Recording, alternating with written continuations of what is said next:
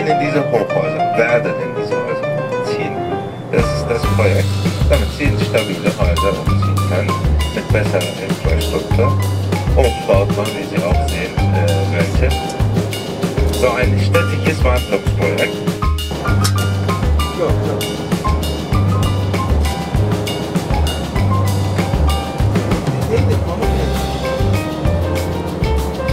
Gebaut sind. Und er hat das Beste zu. David ist auch mitgekommen. Der saß genauso wie jeder andere dort am Tisch. Ja? Also, früher wäre das